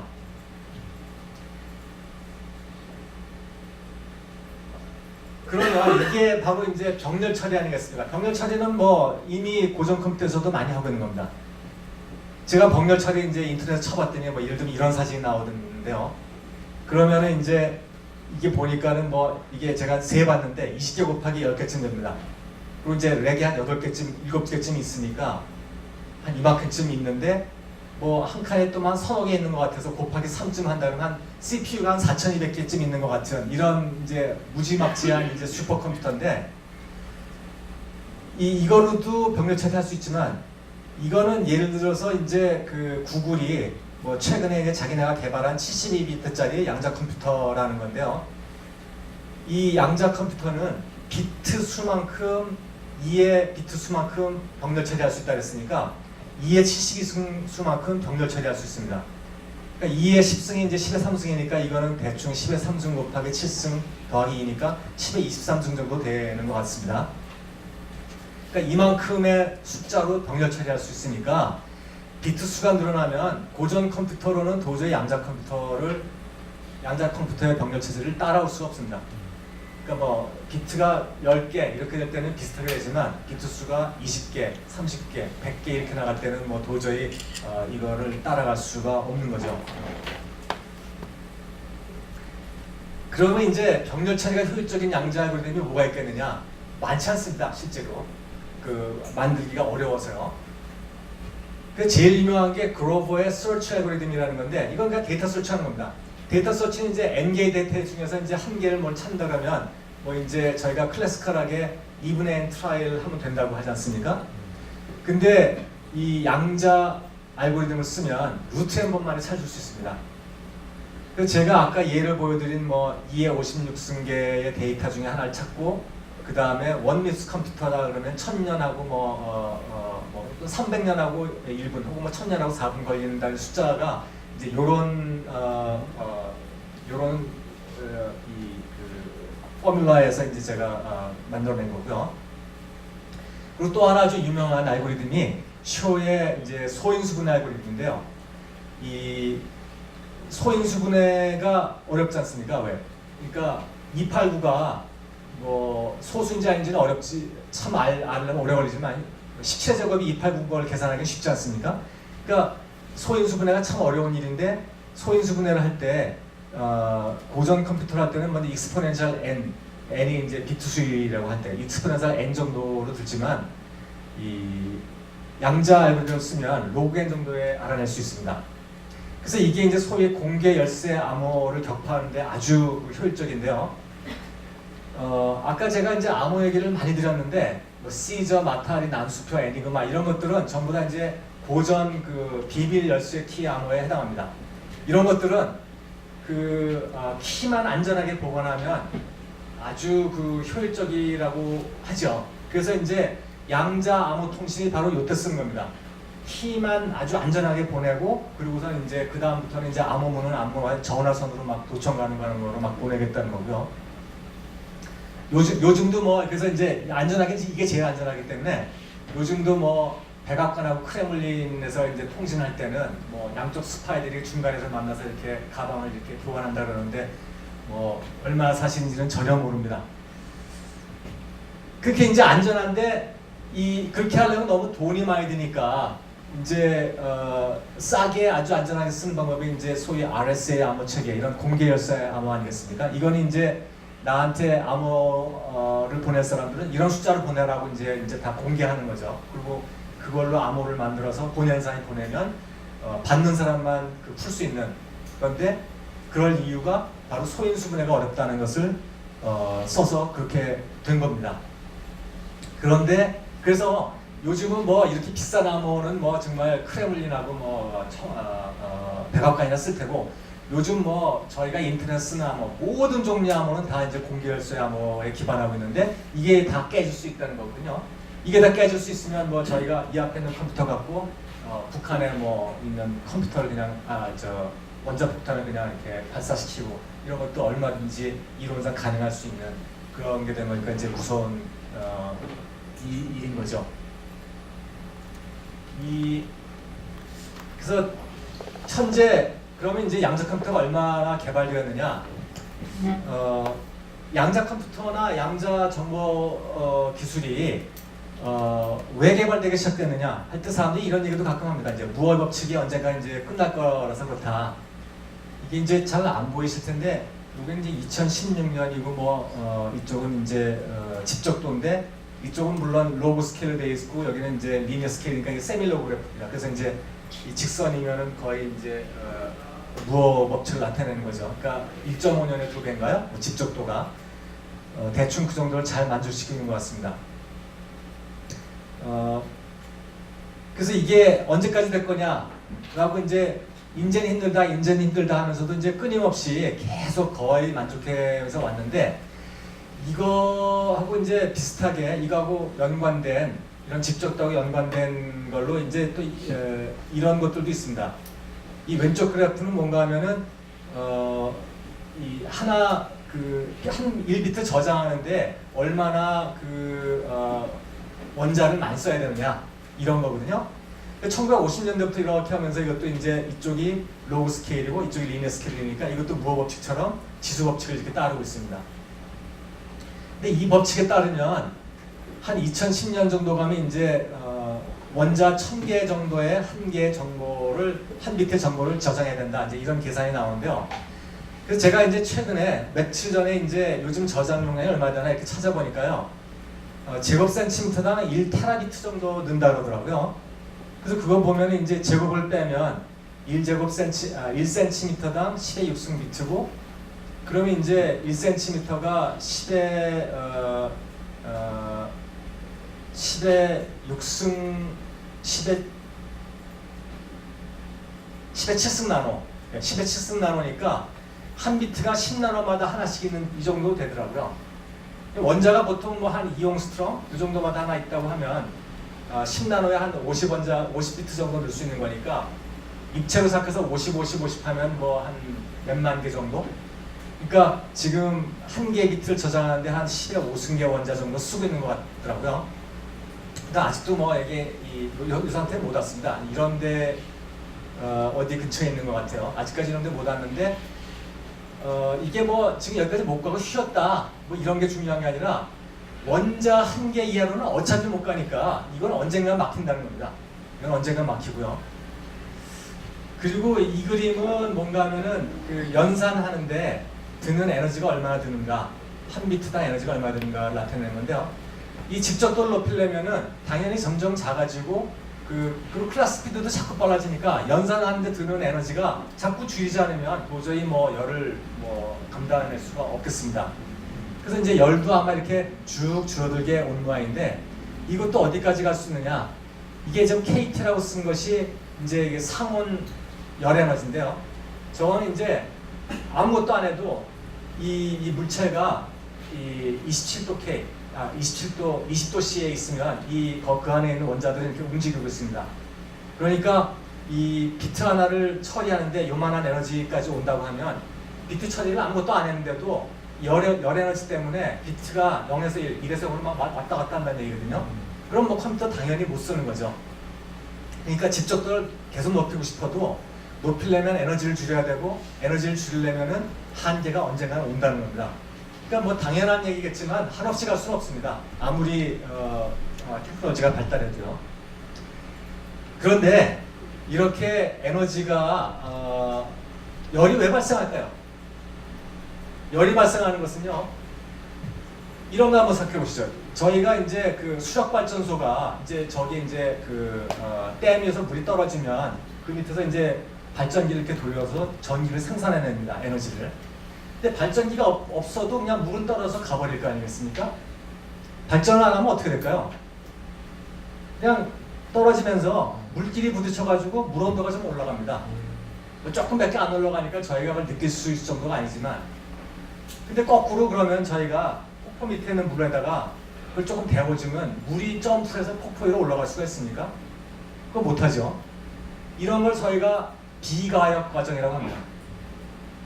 가역 과정은 열이 발생하지 않는데 비가역 과정에서는 열이 잘 발생합니다.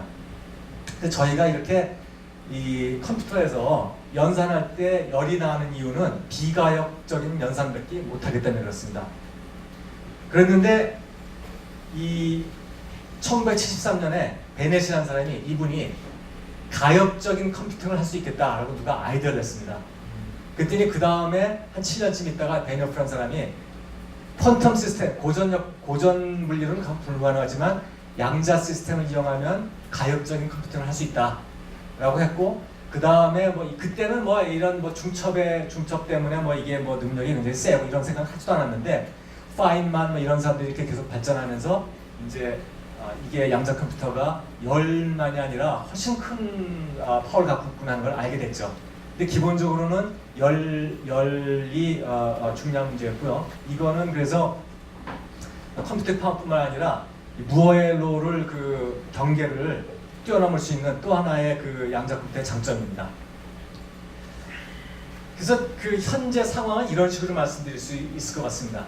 현재 이쪽이 이제 고전 저희 IT 기술인데요. 그냥 IT 이쪽 QIT라고 이제 저희가 부르는 퀀텀 인포메이션 테크놀로지인데 이게 그 고전 기술의 뿌리를 받고 있습니다. 근데 이게 자꾸 작아지니까 점점 양자계를 침투하게 되는데요. 저희가 대충 10나노 정도보다 작아지면 양자 현상이 일어나기 시작한다. 이런 이제 경계를 한 10나노 정도로 보고 있는데 이 밑에 자꾸 침투하니까 양자계에 원하지 않는 성질들이 자꾸 들어오게 되고, 그래서 이 현재 IT 기술에서는 어떻게든지 양자 현상을 제거하려고, 그러니까 뭐 칩을 만들 때도 이 회로 선 간의 간극이 너무 짧아지면 터널링 현상이 일어나니까 그걸 막으려고 하면 별을 기술을 다 쓰지 않습니까? 그런 식인데, 그거를 그렇게 하지 말고 좀 관점을 바꿔서 양자 현상을 적극적으로 이용해보자. 그리고 이제 관점을 바꿔보니까 뭐 양자 컴퓨터 나오고 양자 뭐 암호전달 체계도 나오고 이런 양자계의 뿌리박은 새로운 기술을 발전시킬 수 있었다, 이런 얘기입니다. 이게 제가 그러니까 한 16년 됐네요. 그 전에 이제 만든 슬라이드인데, 그 당시에 이제 양자 컴퓨터를 그럼 뭘로 만드느냐? 그때 뭐 여러 아이디어가 굉장히 많이 나왔었습니다. 여러 아이디어가 많이 나왔었고, 그때에 이제 이게 이쪽에 비트 수인데, 비트 수가 한 100개 정도는 돼야 그래도 시성적으로 이제 쓸만하지 않겠느냐, 혹은 실리콘 테크놀로지와 경쟁할 만하지 않겠느냐, 이런 얘기가 이제 있었습니다. 100비트라고 해서 이제 범용으로 암호 깰 정도가 되지는 않겠지만 꽤 쓸만한 데가 많이 있습니다. 이 정도 되면. 그 당시에 이제 핵자기 공명 양자 컴퓨터, NMR 양자 컴퓨터라는 게 제일 발전돼서 7비트까지 갔었는데요. NMR이라는 게 여러분들이 경험하시면 MRI 찍는 게 그게 NMR의 원리의 기본을 둔 겁니다. 그 NMR로 이미징을 하면 이제 MRI가 되는데, 그래서 NMR로 처음에 이미징하는 기기가 나왔을 때 NMR CT라고 불렀습니다. 엑스레이 CT점을요. 근데 이제 NMR CT가 그러니까 이제 핵자기 공명 그러면 핵이 들어가 있어서 병원에서 이제 환자들이 거부감을 느낀다 그래서 이제 이름을 이제 MRI로 바꾼 건데, 이런 게 이제 제일 발달됐었는데 이제 7비트였었고요. 이 7비트면 0에서부터 7까지의 숫자 중에서 소수가 뭐냐, 이런 걸 찾아낼 수 있는 뭐 그 정도 장난감에 해당한다고 보시면 되겠습니다. 그리고 다른 것들은 기본적으로 넘어야 될 이제 허들이 있었는데 그런 걸 다 넘지도 잘 못하고 있었고, 초전도 소자하고 이온도시라는 것들이 간신히 넘어서 이제 추격을 하고 있는 상황이었고요. 그리고 한 10년 지나니까 이제 이 핵자 공명으로 더 이상 멀리 못 가는 걸 저희가 알고 있었습니다. 그때 이제 이온도시라는 기술이 요즘 한 20비트를 충분히 만드는데 20비트가 다 돌아가지는 않습니다. 그래서 뭐 10몇 비트 정도 돌아가고 있고, 초전도 기술이 전부 따라오고 있고, 그랬다가 이건 왜 저기 뛰어가는지 제가 잘 모르겠는데, 지금 최근 결과는 어떠냐 하면 이거는 이온도는 그대로 있는데 초전도 소자가 막 발달해가지고 몇십 비트까지 와 있습니다 지금.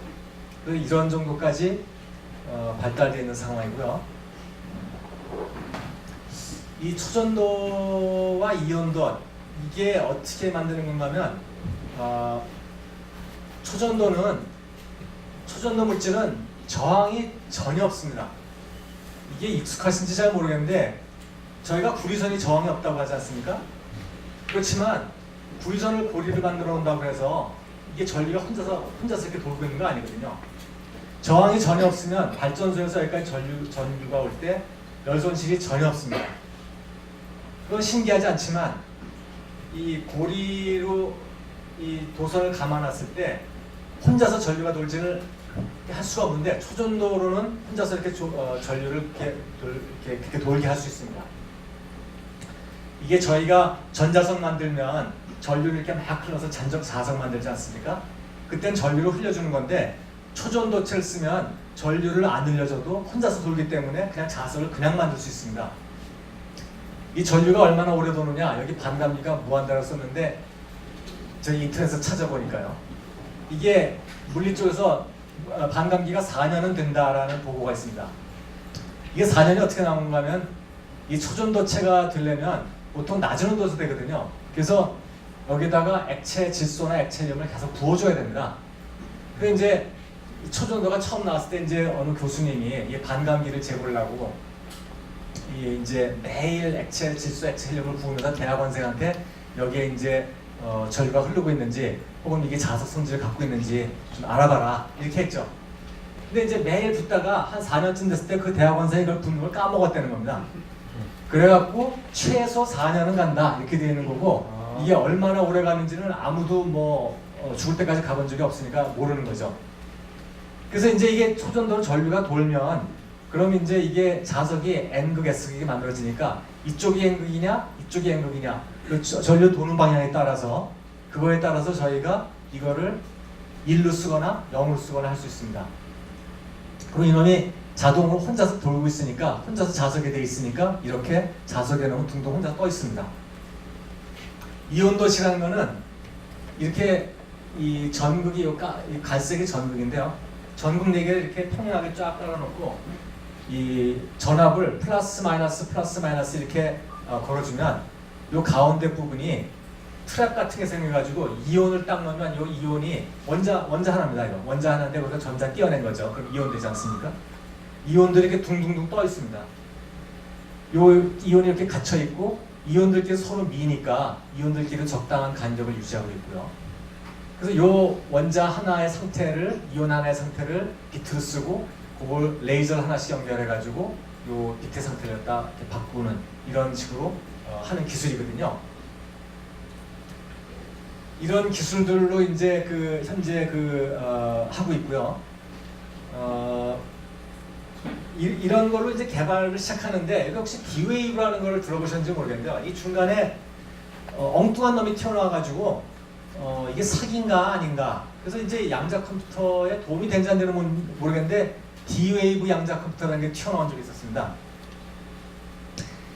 한 2010년 이 근처인데 자기네가 125비트짜리 양자 컴퓨터를 개발했다는 거예요. 캐나다에 있는 회사인데. 근데 그때 거의 동시에 IBM에서 자기네 3비트짜리 만들었다고 발표했었거든요. 그러니까 IBM에서 3비트 했는데 캐나다에서 이름도 처음 들어본 회사가 125비트를 만들었다니까 당연히 이상하죠. 그래서 이게 무슨 사기 회사냐 뭐 이렇게 이제 저희가 의심을 많이 했는데 이 회사가 이제 2011년도에 로키드사에다가 한 대를 팔아먹었습니다.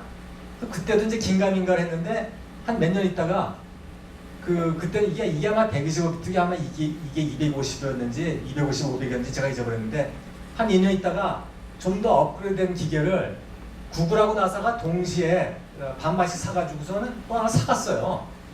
그러니까 이런 회사들이 사가니까 이거 뭐 아무것도 없는 건 아닌가 보다. 저희가 이제 좀 그렇게 생각하고 이제 의심하기 시작했는데 그래서 그 다음부터 이제 논란이 많이 있었는데 이 D-Wave 양자 컴퓨터는 소위 아날로그 컨트롤 컴퓨터입니다.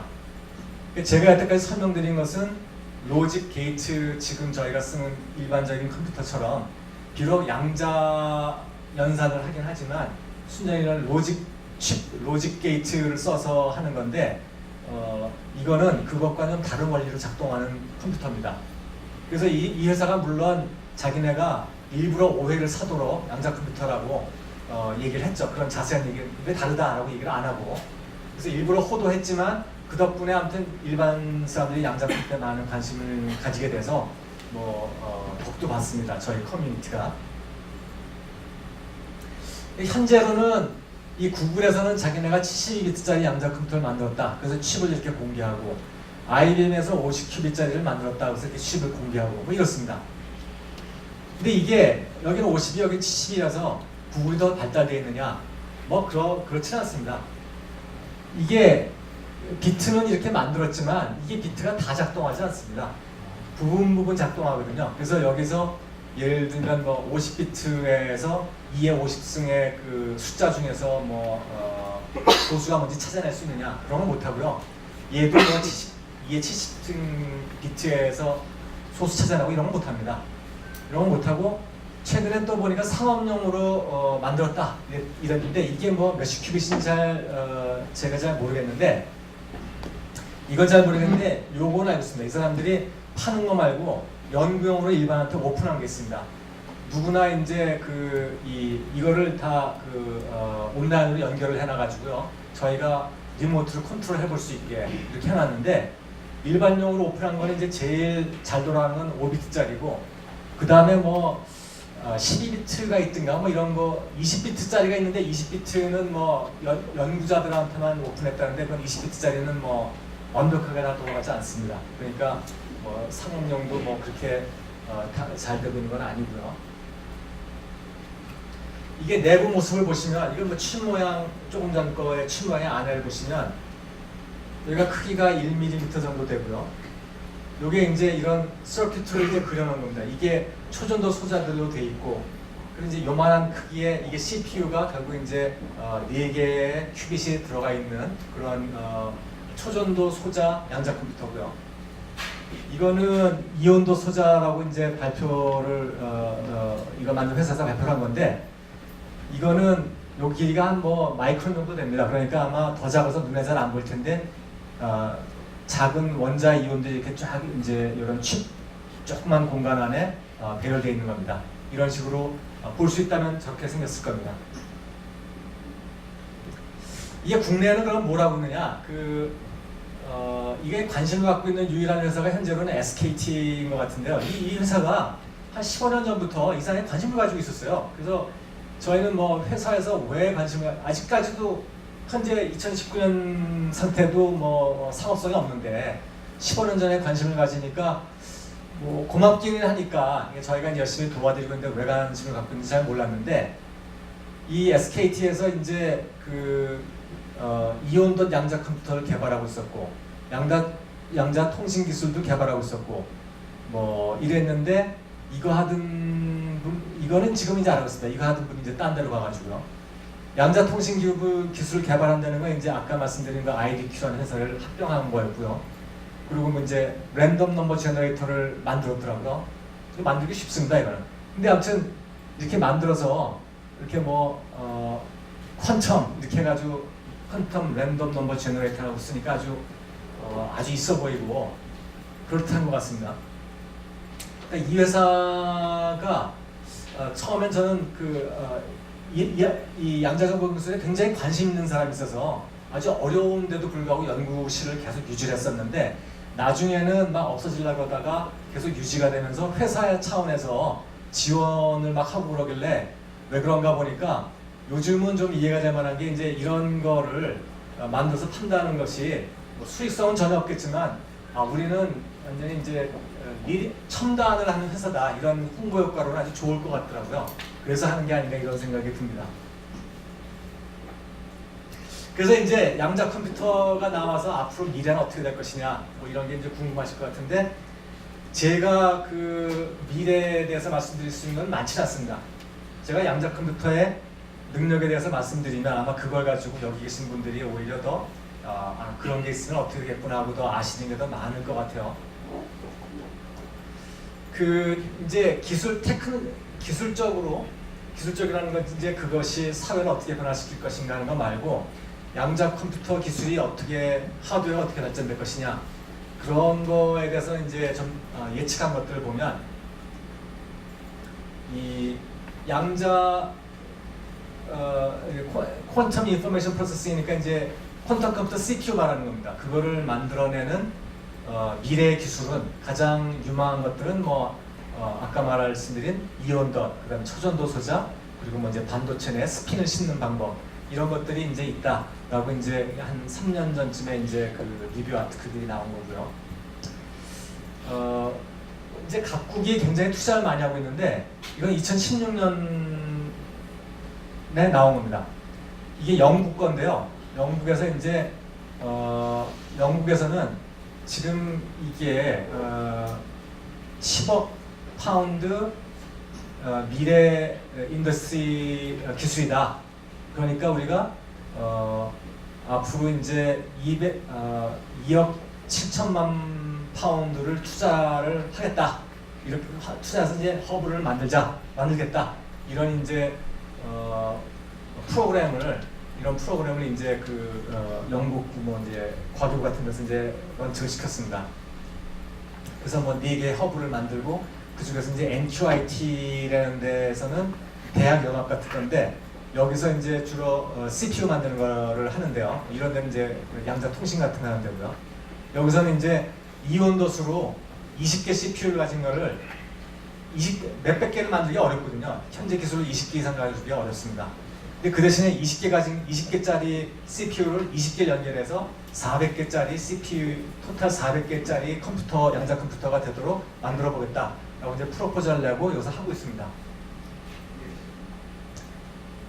이거는 이제 그 퀀텀 매니페스토는 이제 유럽 EU에서요, 이제 그 계획을 자기네가 이제 그 백서를 만들고 계획을 짜고 그런 건데 거기에 백서에 의하면 이제 지금 한 여기쯤 되겠죠. 앞으로 이제 양자 정보 기술이 어떻게 발전할 거냐 뭐 그런 건데 양자 유니버설 퀀텀 컴퓨터는 2035년 뭐 이 정도나 된다고 나와 있네요. 그리고 처음 부분은 이제 퀀텀 뭐 어토믹 퀀텀 클락, 퀀텀 센서. 그러니까 양자 기술을 이용하면 현재 저희가 알고 있는 거를 시간이라든지 뭐 이런 것들을 훨씬 더 정확하게 측정할 수 있는 기술을 더 발전시킬 수 있습니다. 그리고 뭐 시뮬레이터들이 나온다고 이제 예상을 했고요. 이 컴퓨터 기술을 좀 보면 여기서도 뭐 처음에는 이건 기술적인 거네요.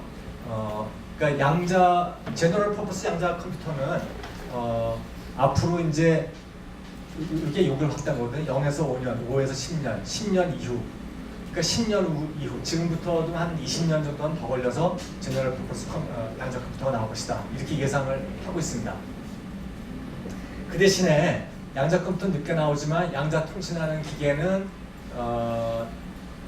이미 상용화됐고 퀀텀 시뮬레이터 같은 것들이 또 개발되고 있는데 이건 뭔가 하면요.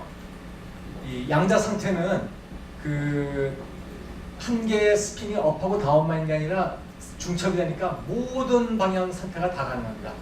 그래서 저희가 뭐 신약 개발한다든지 그럴 때는 이제 이 양자역학 문제를 갖다 열심히 풀어서 해야 되는데 이 양자역학 문제 푸는 거는 모든 방향 가능하기 때문에 굉장히 한 개의 상태를 나타내는데 메모리가 많이 들고 계산도 굉장히 많이 해야 됩니다. 그거는 이제 양자 상태를 모든 방향이 가능한 양자 상태를 0과 1밖에 없는 고전 상태로 그 모사를 하려니까 이제 어려워진 거죠. 그런데 그러면 그게 어려우면 그렇게 하지 말고 이거를 양자 컴퓨터로 모사하면 쉽지 않겠느냐. 양자 컴퓨터는 워낙에 그 자체가 업과 다운만이 아니라 모든 상태 중첩이 다 있으니까요. 그래서 실제로 양자계를 양자 컴퓨터로 모사하는 거 이런 일들을 하고 있습니다.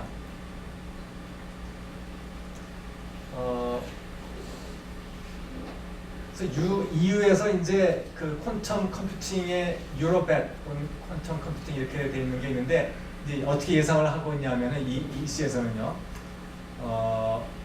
자기네가 이제 퀀텀 플래그십 프로젝트를 런칭을 시키는데 앞으로 10년간에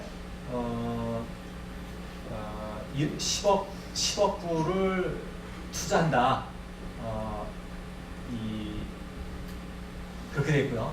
그리고 이제 이 퀀텀 컴퓨터, 그 다음에 퀀텀 시큐어 커뮤니케이션, 이게 이제 퀀텀 커뮤니케이션 얘기하는 겁니다. 그리고 이제 퀀텀 시뮬레이션 이런 데다 쓰고 있겠다는 거고, 여기 보면 뭐라고 되어 있냐면 우리는 앞으로 10년 안에 고전 기술, 고전 디바이스들의 능가할 그런 양자 컴퓨터의 뭐 산업적인 혹은 상업적인 응용, 이게 이제 실험실 수준이 아니고 이쪽으로 넘어갈 수 있을 거다라고 생각한다. 이런 거죠. 그래서 이거 여태까지 나온 얘기를 뭐 종합해 드린다고 하면 뭐 이런 식으로 얘기할 수 있겠습니다. 양자 통신이 이미 실용화됐고, 다만 이게 뭐 다른 기술들이 해킹이 되니까 써야 되는지는 뭐 아직 뭐 그 좀 의문되는 거지만요. 퀀텀 시뮬레이터는 이미 앞으로 5년 안에 이제 꽤 잘 나올 것 같은데, 그러면 이제 신물질 창조, 뭐 신약 뭐 이런 거를 만들어낸다든지 이런 계산에 잘 쓸 수 있을 것 같고요. 퀀텀 센서들도 뭐 중력장, 뭐 자기장, 원자시계 이런 걸 좀 더 정밀하게 만들 수 있고, 컴퓨터는 10년, 20년은 개발될 거다. 뭐 이런 얘기입니다. 양자 컴퓨터가 그럼 앞으로도 계속 끝까지 실제로 실용적인 게 나올 거냐? 부정적인 요소도 많습니다. 이 비트 수가 증가하면 정말로 두 개 비트, 한 개 비트만 있을 때는 뭐 낮 연산밖에 없지만 두 개 비트 있으면 이제 연산이 한두 가지가 더 들어가고, 뭐 비트가 100개 있으면 당연히 1번과 100번 간에 연결해서 계산하는 것도 있고 여러 가지가 많으니까 게이트 수가, 필요한 연산 수가 무지무지하게 늘어나니까 좋은 컴퓨터 만들기가 점점 훨씬 더 기하급수적으로 어려워지는 건 맞습니다. 그리고 항상 주변과의 상호작용 때문에 오차가 있고 이 모든 것들이 저희가 쉽게 극복할 수 없는 이유는 인류가 가지고 있는 나노 기술이 아직 충분히 발달되어 있지 않아서 그렇습니다. 나노 기술의 궁극적인 목표는요, 단일 양자 상태의 조작 내지 측정이라고 할 수 있습니다. 근데 아직 그걸 우리가 잘 못하기 때문에 잘 안 되고 있고, 이게 잘 되면 양자 컴퓨터가 빨리 나올 테고요. 양자 컴퓨터 따로 개발하지 않아도 나노 기술 개발에 따라서 양자 컴퓨터가 언제가 나올 것입니다. 그리고 양자 컴퓨터를 개발하면 그게 나노 기술을 견인차 역할을 하게 될 테고요. 가장 긍정적인 요소는 이론상 불가능하다는 걸림돌은 없습니다. 그래서 언젠가는 개발될 것이라는 것입니다. 그래서 양자 컴퓨터의 미래에서 비트 처리 속도가 뭐 원립스밖에 안 되느냐 이런 건 별 문제되지 않습니다. 아까 보신 것처럼 이거는 비트 수가 늘어나면 늘어날수록 보통 계산이 지수적으로 어려워지는데 양자 컴퓨터는 크게 시간이 많이 들지 않기 때문에 비트 수가 늘어나는 많은 비트를 처리하는데 가장 효율적 때문에 그렇고요. 저희가 이제 이런 연구를 한다 그러면은 항상 저희가 프로필 쓸 때는 경제성 쓰는 날이 있지 않습니까? 근데 저희 이 양자 컴퓨터 연구사들은 경제성 생각 안 합니다. 암호를 깨면 그건 핵무기와 같은 파괴력이 있는데 핵무기 개발하는데 누가 경제성 얘기하고 있겠습니까? 그래서 이런 건 저희는 생각도 안 하고 있고요. 비슷한 얘기로 실용성이 있느냐, 언제 제 이 책상 위에 랩탑 양자 컴퓨터가 올라오느냐 이런 거를 질문하시는 분도 있는데 그것도 걱정 안 합니다. 지금 양자 컴퓨터는요, CPU가 전부 다 극한 조건에서 만들어집니다. 극저온, 영하 270도, 그리고 진공 이런 데서 만들어지니까 이런 데 올라오기는 한참 멀었지만 아직 올릴 필요도 없는 게요. 제가 만약에 양자 컴퓨터를 만들었다. 그러면 아무도 모르게 그거는 그냥 청와대 지하에 하나 갖다 놓고 전 세계 암호를 다 깨고 있지. 그걸 뭐하러 내가 발표했다고 자랑을 하겠습니까? 한국에서 그거 깨면 국방 세계에서 제일 센 나라 되는 건 물론이고 돈이란 돈은 원하면 트랜잭션 아무 데나 해킹해서 다 가져오면 되는데 그거를 왜 그걸 발표를 하겠습니까? 그건 미국도 마찬가지고 어느 나라가 다 마찬가지일 테니까 모든 나라 대통령궁 지하에 다 하나씩 들어가서 서로 눈치 보니까 다 있는 것 같다. 그러면 그때서야 그냥 우리 다 까놓고 하자. 그러고서 그때부터 이제 삼성이 불러붙어가지고 개발해서 이제 우리 책상에 올라올지 모르죠. 그러니까 이 양자 컴퓨터가 20년 후에 개발된다고 하더라도 저희 책상에 올라오는 것도 그거보다 또 좀 한참 지나서일 겁니다. 이게 요즘 4차 산업혁명이 이제 저희 화두 중에 하나니까 저거하고 연관성을 이제 묻는 분들도 계세요. 제가 들으니까 이제 4차 산업혁명은 초연결성하고 초지능성 이런 게 가장 키워드라고 하더라고요. 그래서 이런 거가 되면 화이트 칼라 노동이 대체되고 로봇 서비스, 사물 인터넷, 가상현실, 드론이라든지 자율주행 이런 게 이제 다 잘 된다 그러고 거기에서 이제 이 양자 컴퓨터는 연결성은 그렇고 지능성이 굉장히 많은 영향을 줄 수 있을 것 같습니다. 제가 지난 겨울에 이제 평창에서 올림픽 할 때 직접 한번 가서 봤는데 이 드론이 1000대가 이렇게 쫙 날라와가지고 지네끼리 막 이렇게 모양을 바꾸고 이러는 거 보니까 이게 미래 전쟁은 저런 식으로 치러지겠구나 그런 생각이 들더라고요. 그러니까 드론 하나하나가 이제 폭탄을 갖고선 총을 갖고 이제 누구를 공격할 수 있을 텐데 그러면 이제 병사들이 드론 하나하나 맡아갖고 이제 조절을 할 거 아니겠습니까? 근데 이제 임요한 같은 친구가 오면 그 친구는 한꺼번에 그냥 100개를 마음대로 저 같은 초보자는 옛날에 스타크래프트 할 때 이 병사 100개 있으면 한꺼번에 100개 잡아가지고 절로 가 이렇게 못했는데 이 도사들은 한 개 한 개 따로따로 잘 보내더라고요. 그러니까 이 드론 옛날엔 게임할 때 이제 맨날 욕먹었던 친구들이 이제는 아주 군대에서 아주 쓸모있는 친구들이 될 것 같아요. 군사 100명을 한꺼번에 일당백으로 막 싸우고 이럴 수 있을 것 같다는 생각이 드는데 그렇게 한꺼번에 이제 여러 개를 막 처리할 때 그런 식으로 이제 지능성이 필요할 때 양자 컴퓨터가 아주 잘 쓸 수 있을 겁니다. 병렬 처리가 되니까요. 그런데 이 4차 산업혁명이라는 키워드가 언제까지 갈지 모르겠지만 20년 이내로 양자 컴퓨터 이런 데 쓰지 못할 겁니다. 그러니까 그때까지 가지 않는다 그러면은 4차 산업혁명하고 양자 컴퓨터는 아마 관련이 없을 거라고 저는 생각하고 있습니다. 그래서 이제 거의 요약해서 말씀드리자면 양자 정사는 뭐 암호를 잘 깨고 뭐 퀀텀 시뮬레이션을 할 수 있으니까 뭐 이런 신약 개발이라든지 신물질 만들어내는데 쓸모가 있을 테고, 데이터 검색을 잘하니까 이 전산에서 NP 컴플리트 문제를 푼다든지 인터넷 검색을 잘한다든지 뭐 이런 거 할 수 있고요. 암호에 관련된 거 뭐 잘 할 수 있고 이렇게 될 수 있을 것 같고요. 이 양자 컴퓨터, 양자 정보과학이 여태까지의 기술하고 어떻게 다르냐, 이걸 한마디로 말씀을 드리자면 이런 식으로 얘기할 수 있겠습니다. 그러니까 양자 정보과학은 퀀텀 인포메이션 테크놀로지는 100년 만에, 양자 현상이 100년 만에 처음으로 공학적으로 응용됐다, 이렇게 말씀드릴 수 있겠는데, 그러면 이제 무슨 소리냐 이렇게 반박하실 수 있죠. 뭐 레이저, 반도체 이런 거 다 양자역학 원리에 의해서 발현된 거 아니겠습니까? 맞습니다. 근데 이제 이거하고 이제 양자공학의 차이는 뭔가 하면, 여기서는 이 양자역학의 원리에 기반을 뒀지만 여기서 발현되는 것은 거시적인 특성에 발현됩니다. 뭐 빛이 나온다든지, 뭐 반도체가 전류가 잘 흐른다든지 안 흐른다든지.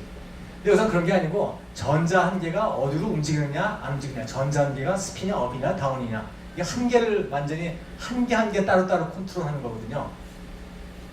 그래서 이게 제가 이 사이즈를 그리고 이쪽을 컨트롤 축을 그렸는데, 양자 현상이 나타나는 데가 대충 이 정도라고 하면 이거보다 훨씬 컨트롤이 높아진 이런 데가 가능한 했을 때 나타나는 기술, 그런 게 이제 양자공학이라고 할 수 있습니다. 그래서 이제 이게 결론 같이 이제 서머리를 하면 이제 이런 식으로 말씀드릴 수 있고요. 그거보다도 이제 요즘 젊은 분들이 이제 이런 표현을 많이 쓰시는데, 그 딱 기억하셨으면 하는 단어는 뭔가 하면, 양자 컴퓨터가 빠른 이렇게 이제 슈퍼 파워를 가진 이유는 병렬 처리를 할 수 있기 때문이고, 병렬 처리가 가능한 이유는 양자계가 중첩이 가능한 때문이고, 이게 결국은 이해가 안 되지만 그 이유는 양자계가 워낙에 이해가 안 되기 때문이고요. 그 파워라는 것은 계산 시간은 빠르지 않습니다. 계산을 빨리 못하는데 비트 수가 갈수록 이놈이 계산 시간이 별로 안 들기 때문에 이 고전 컴퓨터보다 훨씬 능력이 좋아지는 것이고요. 이 얘기를 이제 끝까지 들으시고 이 참 이해가 잘 된다 하시는 분은 제 얘기를 잘못 알아들으시는 거예요. 제가 처음에 말씀드렸다시피 처음에도 무슨 얘기인지 모르겠더니 역시 끝까지 못 알아듣겠다. 그러면 이제 제대로 알아들으신 거죠. 제가 짧게 얘기해도 잘 이해 못하고 길게 얘기해도 뭐 이해 못하신다 했잖아요. 제가 길게 얘기했지 않습니까? 지금 2시간? 1시간? 근데 역시 이해가 안 되니까요. 그래서 이제 결론같이 말씀드리자면 이 겔만이라는 사람이 그렇습니다. 이 사람이 이제 오만하기로 유명한 이제 노벨상 받은 물리학자인데, 이 사람이 양자역학을 아는 사람과 모르는 사람의 차이는 모르는 사람과 원숭이의 차이보다 크다, 이렇게 얘기했습니다. 그러니까 양자역학을 아는 사람의 수준이 여기 있고 모르는 사람의 수준이 여기면 그 원숭이는 바로 밑에 있다는 거죠. 그러니까 모르는 사람은 아는 사람보다 원숭이에 더 가깝다, 이제 그런 뜻입니다. 그래서 양자역학을 모르는 사람은 금붕어나 다름없다, 이렇게 얘기했는데, 그래서 이제 여기 계신 분들은 오늘 이 강연을 들으러 오는 수고를 마다하지 않으신 덕분에 드디어 이제 금붕어 신세에서 면하시게 될 것 같습니다. 감사합니다.